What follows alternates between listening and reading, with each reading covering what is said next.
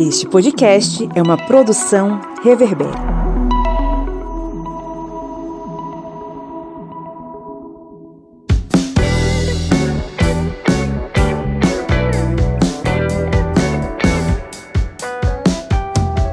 Olá, historiantes! Está entrando no ar o FAQ, o seu programa de perguntas e respostas que vai solucionar as dúvidas mais frequentes sobre história e outras ciências humanas comigo, professor Pablo Magalhães. No episódio de hoje vamos explicar o que foi o mercantilismo e suas características econômicas. E aí, vamos para o nosso oitavo FAQ?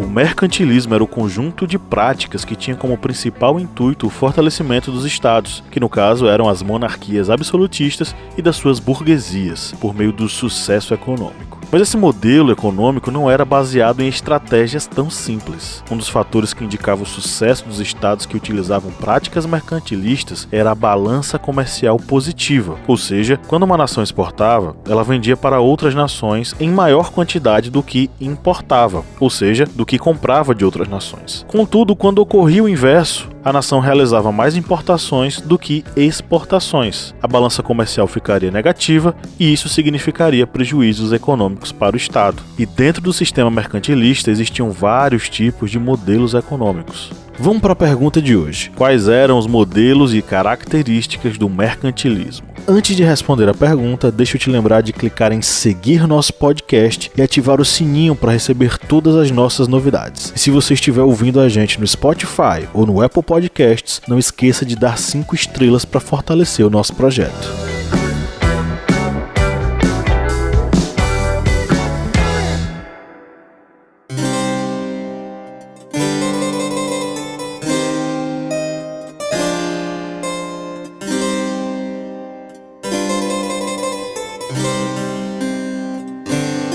Um dos modelos do mercantilismo era o metalismo, também chamado de bullionismo, que vem do termo inglês bullion, que significa lingote de ouro ou prata. Esse modelo tinha como principal ação a aquisição de metais preciosos. E quanto mais ouro e prata um país possuísse, mais rico ele seria. Era um pensamento diferente do que ocorria na Idade Média. Se durante o período medieval a posse de terra era sinônimo de riqueza, na Idade Moderna, a riqueza de uma nação era medida pela quantidade de metais preciosos que o Estado poderia acumular, e isso se tornou um dos principais objetivos das nações no mercantilismo. Um exemplo desse modelo de economia mercantilista era aquele praticado na Espanha, que através das suas colônias da América, obteve grandes quantidades de metais preciosos, especialmente prata. Mas ao invés de investir em suas manufaturas, a coroa espanhola utilizava essa riqueza para importar os produtos manufaturados com preços elevados, o que teve grandes consequências na economia espanhola, o que veremos daqui a pouco. Havia o chamado protecionismo, que era uma forma dos estados protegerem a economia interna contra a entrada de produtos externos, incentivando a produção interna, especialmente as manufaturas, contendo a saída de matérias-primas, evitando o desabastecimento interno. Além disso, o Estado poderia proteger sua economia de outras formas. Um exemplo era que o Estado poderia reduzir os impostos na produção interna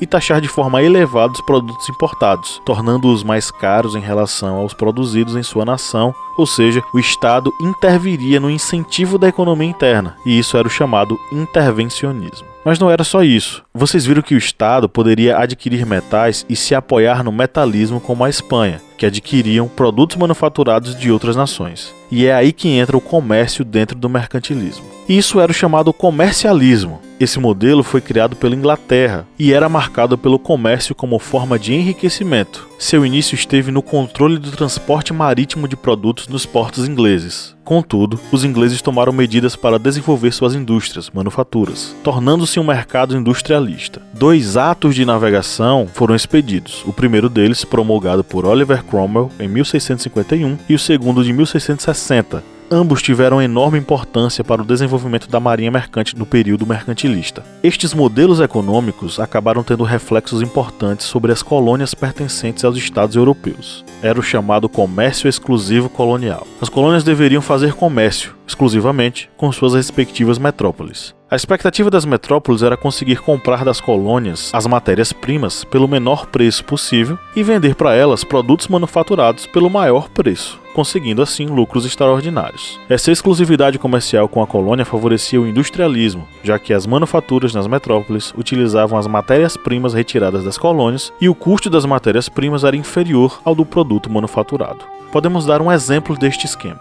Os colonos na América Espanhola deveriam comercializar somente com a sua metrópole, a Espanha, e comprar os produtos necessários na colônia somente dos espanhóis. Mas nem tudo era sinônimo de sucesso nos estados que assumiam uma política mercantilista.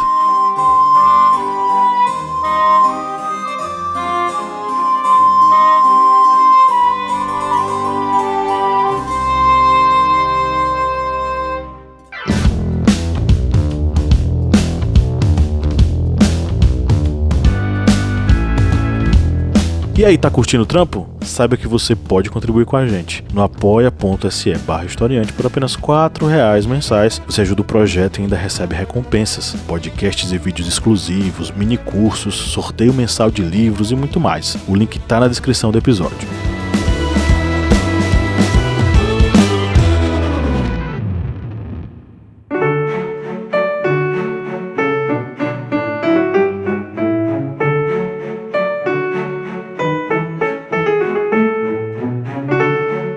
No mercantilismo existiam práticas que arruinaram a economia de algumas nações. Temos aí, de novo, como exemplo a Espanha, com seu metalismo, onde os metais não foram utilizados para melhorar suas manufaturas. Pelo contrário, a prata era utilizada para importar itens manufaturados, ficando a Espanha dependente da produção de outras nações. O mercantilismo também esteve presente em outros estados europeus. Na França, em meados do século XVII, período de reinado do Luís XIV, ocorreu o predomínio do protecionismo. O governo intervinha na economia, protegendo suas manufaturas, em especial aquelas que produziam artigos de luxo. Nisso, ocorreu a eliminação dos impostos sobre exportações e, consequentemente, o aumento do preço dos tributos sobre as importações. Nos estados germânicos, ocorreu outra prática econômica. Foi adotado um modelo diferente dos outros estados europeus, que foi chamado de cameralismo, originário da expressão Kammer, que significa tesouro real. Essa prática tinha como objetivo o aumento da riqueza tributável, ou seja, rendimentos de impostos e, como consequência, aumento da renda dos estados. Mas as nações que tinham políticas econômicas voltadas para o mercantilismo poderiam não assumir um único modelo. O exemplo disso é a Holanda. Os holandeses, que tinham uma burguesia mercantil e bancária bastante ativa, desenvolveram uma política mercantilista baseada em 3 pilares principais. Com a Companhia das Índias Orientais, que era encarregada do comércio com o Oriente, o Banco de Amsterdã, responsável pelo fornecimento de crédito, e uma frota mercante capacitada a transportar cargas pesadas e volumosas ao longo de várias rotas marítimas. Assim, vemos que as práticas do mercantilismo foram bem diversas, dentro do processo de desenvolvimento econômico que transformou a Europa no período da Idade Moderna. E assim, o mercantilismo garantiu a manutenção de vários estados absolutistas.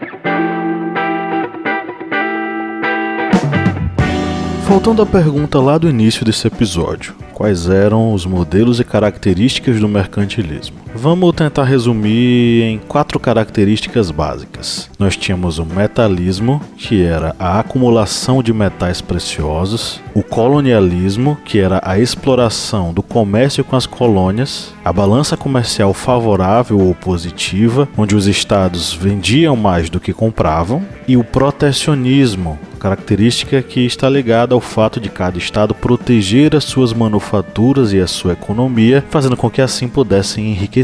Isso, como já falamos, vai fortalecer muito o absolutismo, e a partir daí essa forma de fazer política vai se tornar cada vez mais marcada em cada coroa europeia. Mas aí já é assunto para um próximo episódio. Chegamos ao final do FAQ Historiante. E aí, tiramos suas dúvidas? Lembrando que você pode mandar perguntas diretamente pra gente no e-mail contato@ohistoriante.com.br. Quem sabe a sua pergunta não vira um episódio por aqui. A bibliografia base para esse episódio tá na descrição. Eu fico por aqui e deixo um convite. Acompanhe os nossos programas ao longo da semana. Vem Minipédia por aí, no final de semana tem a nossa mesa redonda sobre assuntos contemporâneos. Um grande abraço e até o próximo episódio.